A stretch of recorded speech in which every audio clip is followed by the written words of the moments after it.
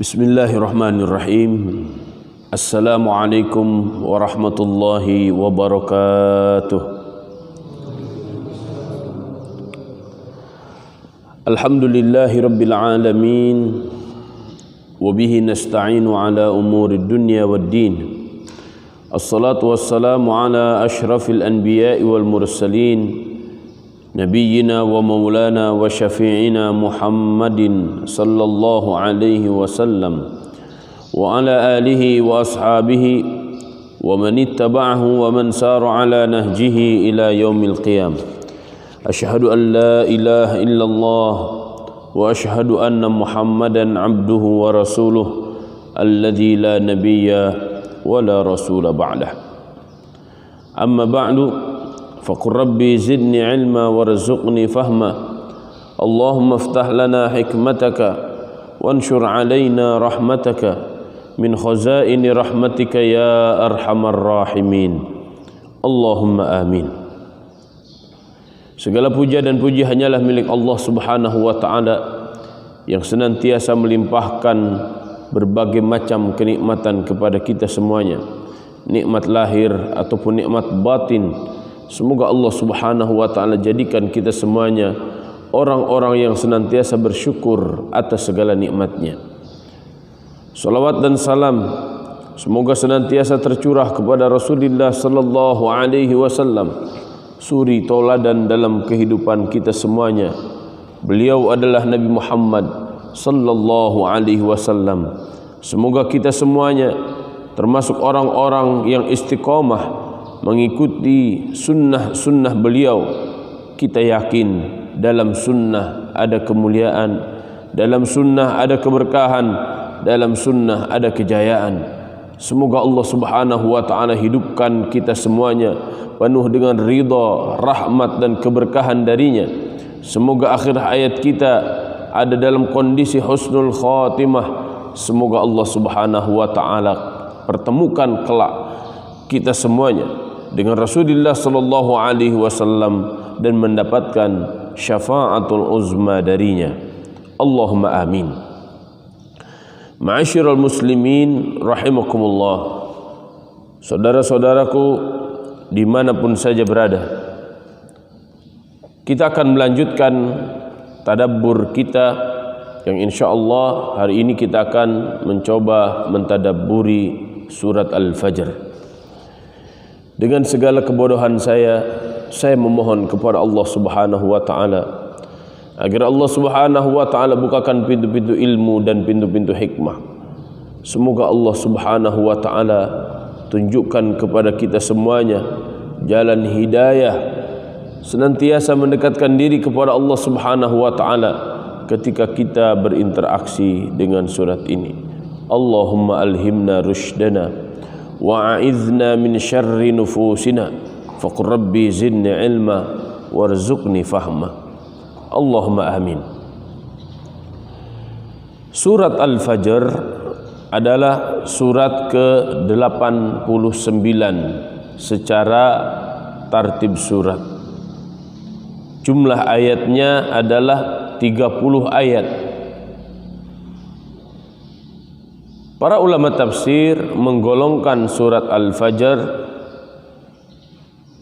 kepada surat Makkiyah karena surat Al-Fajr diturunkan sebelum Nabi sallallahu alaihi wasallam dan para sahabat radhiyallahu anhum hijrah dari Makkah ke Madinah.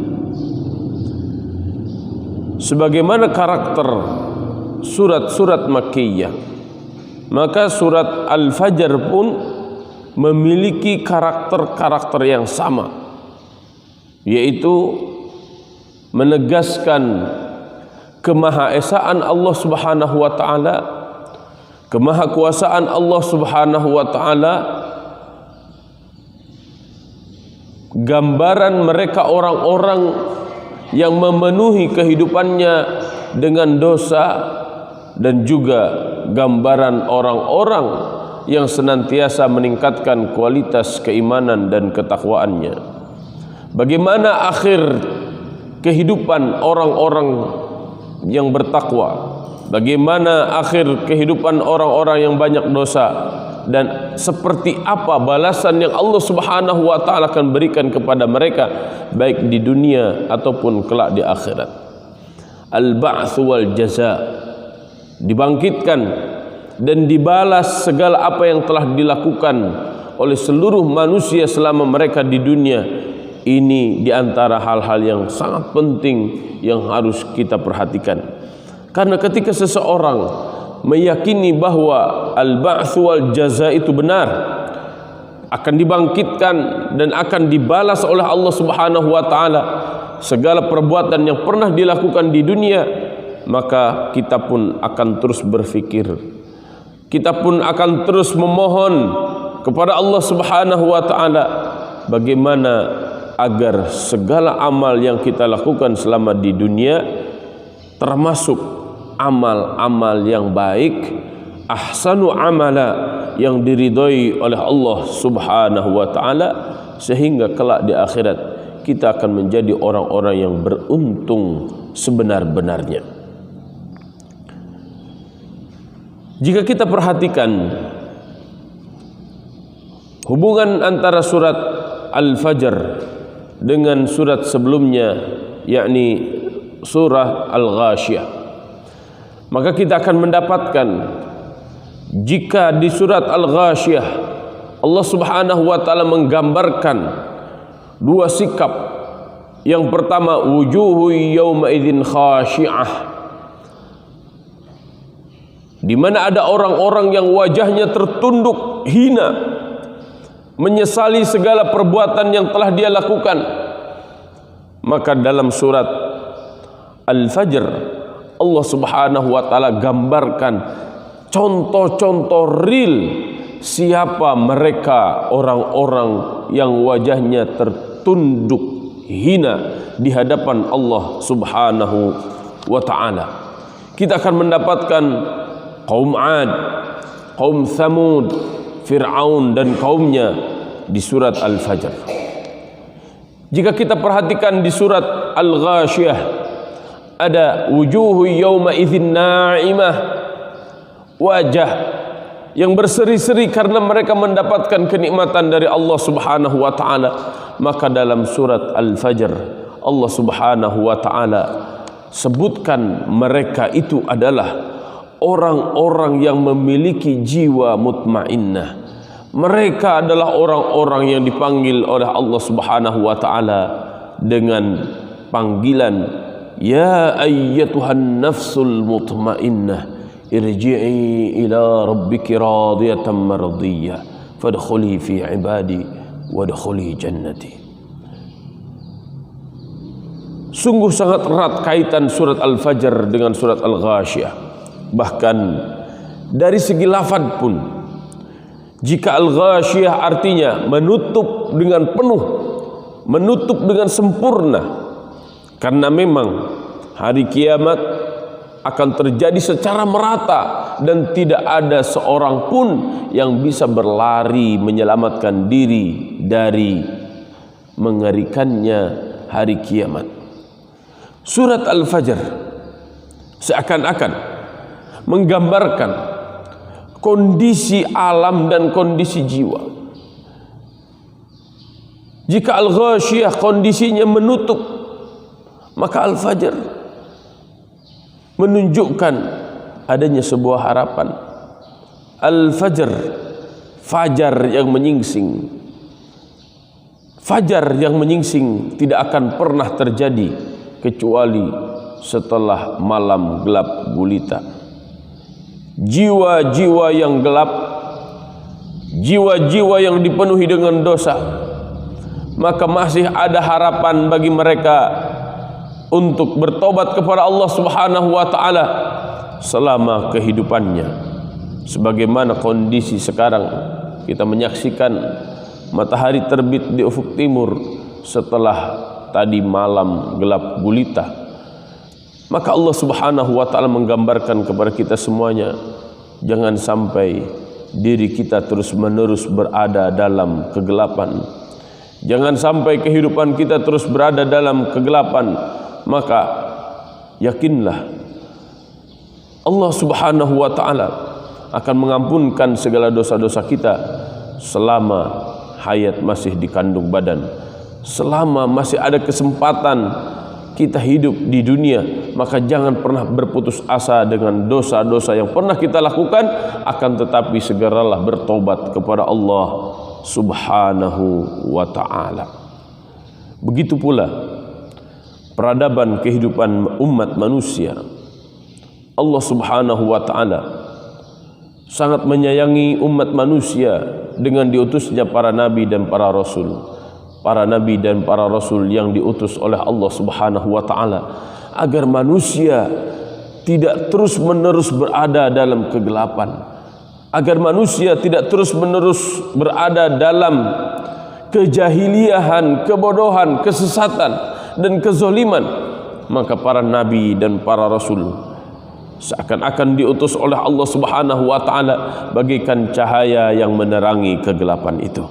Maka sungguh beruntung bagi mereka yang mengikuti ajaran para nabi dan para rasul dan istiqomah berpegang teguh dengan apa yang telah diwariskan oleh mereka semuanya. Ma'asyiral muslimin rahimakumullah.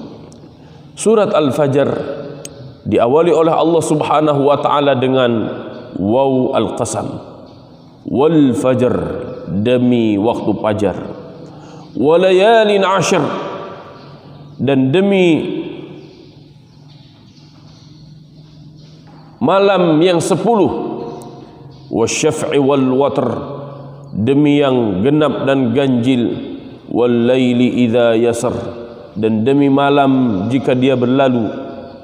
Hal fi dzalika qasamul lidhi hijr, apakah dalam proses itu semuanya, apakah dalam fenomena itu semuanya, apakah dalam kejadian-kejadian itu semuanya qasamul lidhi hijr, menjadikan ada sebuah tekad bagi mereka orang-orang yang menggunakan akalnya. Perhatikan waktu fajar, perhatikan malam yang 10. Apa malam yang 10 itu? Malam yang 10 itu para ulama menafsirkan dengan 3 hal. Yang pertama adalah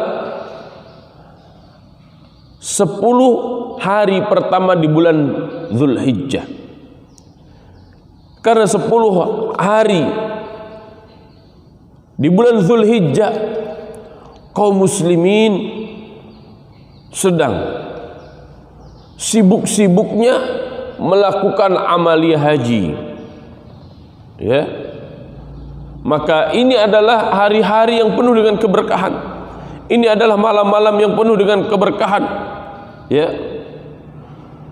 Jika waktu fajar adalah waktu di mana kita semuanya khusyuk beribadah kepada Allah Subhanahu wa ta'ala, hati kita seakan-akan hadir di hadapan Allah Subhanahu wa ta'ala dengan ruku dan sujud kita serta munajat yang kita panjatkan kepada Allah Subhanahu wa ta'ala, maka 10 malam Allah Subhanahu wa ta'ala menunjukkan kepada kita semuanya hari-hari yang penuh dengan keberkahan karena senantiasa diisi dengan ibadah-ibadah kepada Allah Subhanahu wa ta'ala. Di antaranya adalah dengan aktivitas-aktivitas menunaikan ibadah haji, ya. Bahkan jika kita perhatikan hari-hari ini sebagaimana diriwayatkan oleh Imam Al-Bukhari, ma min ayyamin al-amalu salihu ahabbu ila Allah fihinna min hadhihi al-ayyam, yakni 10 Dzulhijjah. Sungguh hari-hari yang Allah Subhanahu wa ta'ala sangat cintai adalah hari-hari 10 hari pertama bulan Dzulhijjah. Qalu walal jihad fi sabilillah. Para sahabat bertanya, bahkan melebihi jihad fi sabilillah? Qala walal jihad fi sabilillah. Iya, bahkan jihad fi sabilillah sekalipun, ya, tidak mampu melebihi cintanya Allah Subhanahu wa ta'ala kepada 10 hari di bulan Dzulhijjah ini. Masya Allah, Masya Allah. Oleh karena itu perhatikan hari-hari ini dan maksimalkan amal-amal kebaikan. Yang kedua, makna walayalin ashar itu adalah 10 hari terakhir di bulan Ramadan. Karena ini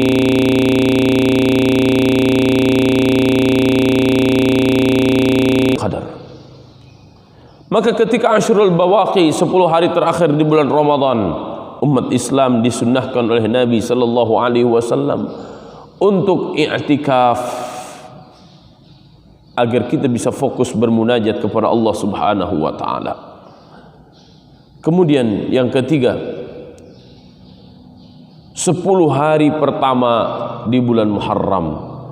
Karena kita nanti akan mendapatkan satu syariat, yaitu Ashura, hari di mana Nabi Musa alaihissalam diselamatkan oleh Allah Subhanahu wa taala beserta pengikutnya dari kejaran Fir'aun laknatullahi alaihi.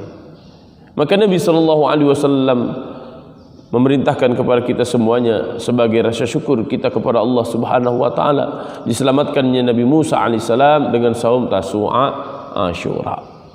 Ini 10 hari pertama di bulan Muharram. Kurang lebih seperti itu maknanya. Saudaraku yang dirahmati Allah Subhanahu wa taala, fenomena-fenomena di jagat raya dalam kehidupan ini tentu bagi orang-orang yang menggunakan akalnya akan mendapatkan sesuatu yang sangat berharga, sangat penting, sehingga dia menggunakan kejadian-kejadian fenomena-fenomena itu sebagai tazkirah bagi dirinya. Pada ayat selanjutnya, ya, sebagai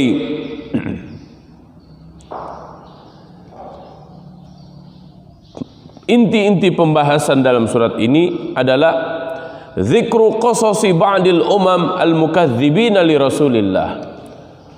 Allah Subhanahu wa taala menyebutkan umat-umat terdahulu yang membohongkan para nabi dan para rasul, menolak ajaran para nabi dan para rasul, bahkan sangat membenci ajaran para nabi dan para rasul. Siapa? Yang pertama adalah kaum Ad. Ya. Kaum Ad ini siapa? Kaum Ad ini adalah kaumnya Nabi Hud. Ya, orang Iram. Iramadzatil imad. Kehebatan mereka adalah zatul bina ar-rafi'. Mereka mampu membangun bangunan tinggi menjulang bertingkat-tingkat. Alladzina kanu yaskununa bil ahqab baina Umman wa Hadramaut. Orang-orang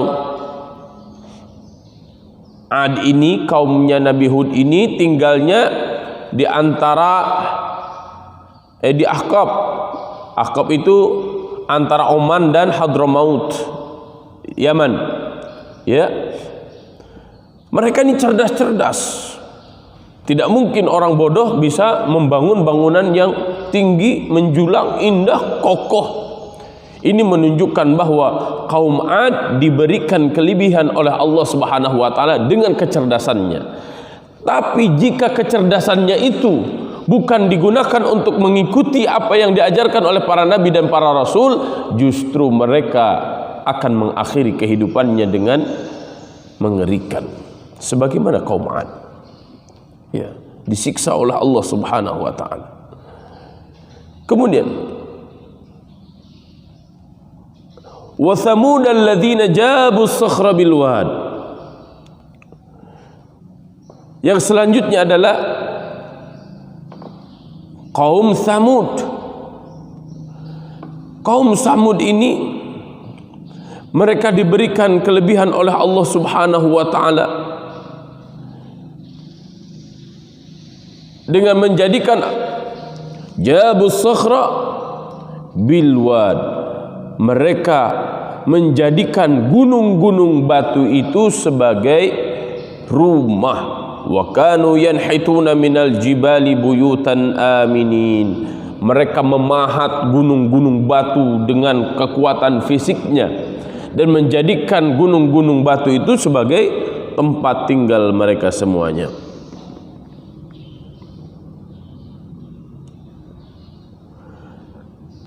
Para ulama tafsir seperti Imam Al-Qurtubi mengatakan bahwa orang-orang Thamud ini banau alfan wa sab'umi'ah madinah kulluha bil hijarah biwadil qura. Mereka telah membangun 700.000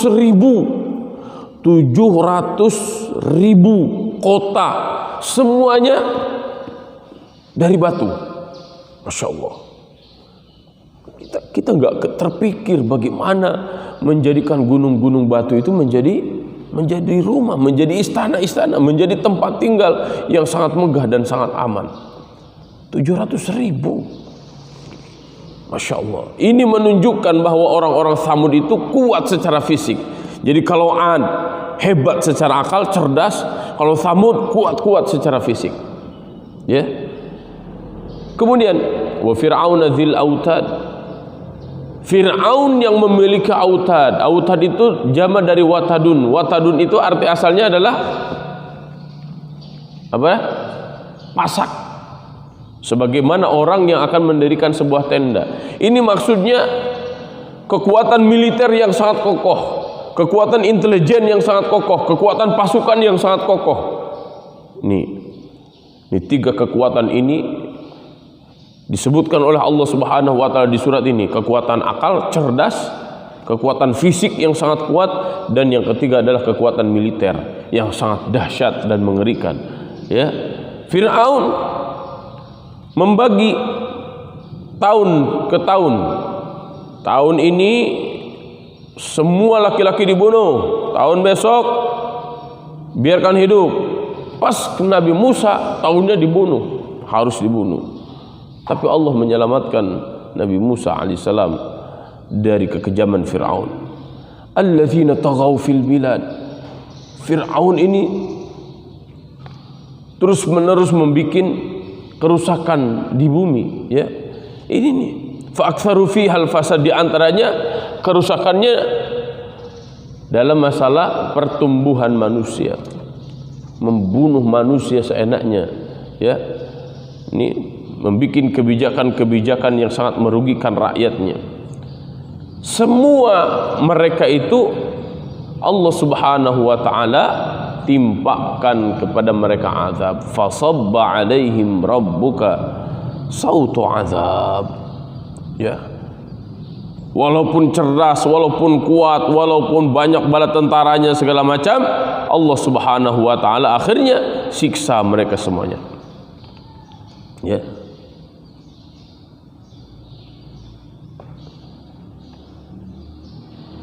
Semua Allah Subhanahu wa taala azab mereka semuanya. Orang-orang Ad birrih, orang-orang Ad itu dihancurkannya oleh Allah Subhanahu wa taala dengan angin yang menusuk, angin yang sangat dingin, angin yang menghancurkan semuanya, akhirnya luluh lantah. Orang-orang Tsamud Allah Subhanahu wa taala hancurkan dengan suara yang keras sehingga keluar darah dari telinga-telinga mereka. Fir'aun dan seluruh bala tentaranya Allah Subhanahu wa taala tenggelamkan di lautan. Siapa yang bisa lari dari siksa Allah Subhanahu wa taala itu? Tidak ada. Kita kebayang bagaimana Abrahah dulu akan menghancurkan Ka'bah. Allah hancurkan dengan dikirim burung ababil. Hari ini kita sangat masuk akal. Bagi Allah sangat mudah untuk menghancurkan satu kaum. Sebarkan satu virus, habis semua orang. Sangat mudah bagi Allah Subhanahu wa taala.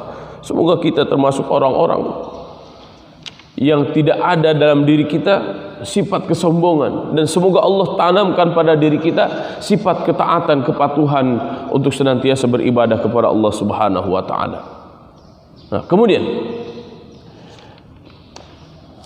gambaran ayat selanjutnya adalah bayanu sunnatillahi ta'ala fi ibtila'il ibad fi hadhihi al-hayah bil khair wa syarr. Allah Subhanahu wa taala menguji manusia dengan berbagai macam ujian. Ya, dengan kesenangan, dengan kesusahan, dengan kekayaan, dengan kemiskinan. Itu ujian dari Allah Subhanahu wa taala. Apakah manusia itu akan lulus dari ujian Allah Subhanahu wa taala atau tidak? Maka di ayat selanjutnya, ya, ayat 16 dan selanjutnya, ada karakter manusia. Ayat 15 ayat 16 itu menunjukkan karakter manusia yang menstandarkan kemuliaannya pada harta kekayaan. Fa ammal insan idza mabtalahu rabbuhu fa akramahu wa na'amahu fa yaqulu rabbi akraman wa amma idza mabtalahu fa qadara alaihi rizqahu fa yaqulu rabbi ahanan. Kalau lagi banyak duit seakan-akan Allah sedang memuliakan, padahal harta itu adalah ujian. Siapa yang diberikan harta yang banyak tapi tidak semakin banyak beribadah kepada Allah, maka hartanya itu merupakan istidraj yang akan menjadikan dia justru semakin berat dan semakin lama hisabnya kelak di akhirat. Tentang harta ini kita akan ditanya dua hal. Min aina wa fima anfaqa. Dari mana engkau dapatkan harta dan untuk apa engkau belanjakan hartamu itu. Ya. Ketika Allah memberikan kenikmatan kepada kita, maka bersyukur dengan terus meningkatkan ketaatan kepada Allah. Ketika Allah Subhanahu wa taala mengurangi nikmat di antaranya nikmat rezeki kita, Allah berikan musibah, Allah berikan ujian, yang harus kita lakukan adalah bersabar. Karena syukur dan sabar ini sejatinya menjadi perhiasan seorang muslim. Kemudian Allah Subhanahu wa taala ingatkan mereka orang-orang yang diberikan kenikmatan oleh Allah Subhanahu wa taala. Ya, kalla bal la tukrimunal yatim. Seakan-akan ayat ini menegaskan, aku berikan kepada kalian harta tapi kalian ternyata tidak mencintai anak-anak yatim. Wala tahaduna ala ta'amil miskin. Aku berikan harta kepada kalian tapi kalian tidak peduli dengan orang-orang miskin. Wa ta'kuluna at-turatha aklan lamma. Kalian begitu sangat cinta kepada warisan, kepada harta. Wa tuhibbunal mala hubban jamma. Dan kalian sangat cinta kepada harta kekayaan. Kalau at-turath itu peninggalan, harta warisan, kepada harta orang tua, ingin betul. Orang tua masih hidup, masih sudah bertanya begini, mana warisan buat saya pak, mana warisan buat saya mak, padahal masih ada. Ketika orang tuanya mati, alhamdulillah bapak saya ibu saya udah mati. Kenapa? Karena yang terbayangnya adalah harta warisan. Jahat orang seperti itu, ya. Kalla idza dukkatil ardu dakka dakka. Engkau mengejar-ngejar harta, ketahuilah bahwa akhir dari semua itu adalah kematian. Hartanya enggak dapat, matinya iya. Terus saja ngungunak dunia, ini akan naon sih mana? Anda terus-menerus mengajar dunia, sedangkan dunia pasti akan engkau tinggalkan. Jika engkau tidak beribadah kepada Allah, tidak mau beribadah kepada Allah, padahal umurmu sudah 40 tahun lebih, umurmu sudah 50 tahun lebih, umurmu sudah 60 tahun lebih, tapi masih jauh dengan Allah, masih jauh dengan Al-Quran, masih jauh dengan masjid, apa yang akan engkau banggakan? Ketahuilah, harta, kekayaan, dunia yang engkau terus cari, dughulu pet nyawa, kaki jadi kepala, kepala jadi kaki, itu tidak akan bisa engkau bawa ke liang kubur sekalipun. Wal'iyadzubillah, wal'iyadzubillah, wal'iyadzubillah. Pembahasan yang terakhir, al-akhirah wa ahwaluha wa syada'iduha. Allah Subhanahu wa taala jelaskan tentang kondisi kelak di akhirat. Ya. Diawali dengan kiamat, kalla idza dukkatil ardu dakkan dakka wa jaa rabbuka wal malaku saffan saffa. Yaumul ba'ts. Hari semuanya dibangkitkan seluruh manusia sejak Nabi Adam sampai nanti akhir zaman. Dibangkitkan oleh Allah, wal malaku saffan saffa, dan nanti akan ada yaumul hisab. Para malaikat semuanya bersiap-siap, berbaris semuanya. Waji'a yawma idzin bi jahannam yawma idzi yatadhakkarul insanu wa anna lahu dzikra. Ketika neraka Jahannam ditunjukkan oleh Allah Subhanahu wa taala, yawma idzi yatadhakkarul insanu wa anna lahu dzikra. Pada hari itu manusia-manusia yang banyak dosanya mulai sadar bahwa ternyata capeknya dia di dunia itu tidak menghasilkan apa-apa, tapi justru menghasilkan kenestapaan. Allah tunjukkan jahannam karena selama dia hidup di dunia dia melupakan Allah Subhanahu wa taala. Yaqulu ya laitani qaddamtu li hayati, penyesalan yang ada yang mereka lakukan. Fa yauma idzil la yu'adzibu 'adzabahu ahad wa la yuthiqu wathaqahu ahad. Manusia digiring oleh Allah Subhanahu wa taala ke neraka dalam kondisi terbelenggu, tidak bisa melepaskan dari belenggu itu, tidak bisa lari ke mana-mana. Akhirnya semua manusia pendosa, termasuk saya, jika saya banyak dosa, maka Allah Subhanahu wa taala akan menyiksa saya. Maka semoga Allah Subhanahu wa taala ampunkan segala dosa-dosa saya sebelum saya meninggal dunia. Dan semoga kita semuanya termasuk orang-orang yang akan diampunkan oleh Allah Subhanahu wa taala. Allah tutup seluruh aib-aib kita semuanya, baik di dunia ataupun kelak di akhirat. Semoga Allah Subhanahu wa taala menggolongkan kita semuanya kepada golongan yang terakhir, yaitu mereka orang-orang yang memiliki jiwa yang tenang, karena selama di dunianya mereka terus beribadah kepada Allah Subhanahu wa taala. Maka orang-orang yang seperti ini yang dipanggil oleh Allah Subhanahu wa taala, ya ayyatuhan nafsul mutmainnah, ya ayyatuhan nafsut tahirah az-zakiyah. Wahai orang-orang yang memiliki jiwa yang bersih, yang senantiasa dibersihkan selama di dunianya dengan istighfar, dengan taubat, dengan beribadah kepada Allah Subhanahu wa taala. Al-mutmainnah, mutmainnah itu tenang, biwa'dillah, dengan janji Allah Subhanahu wa taala, allati la yalhiquha al-yawm khaufun wala faza'un, di mana orang-orang beriman yakin betul terhadap janji Allah Subhanahu wa taala bahwa ketika dia melakukan kebaikan maka dia akan mendapatkan kebaikan.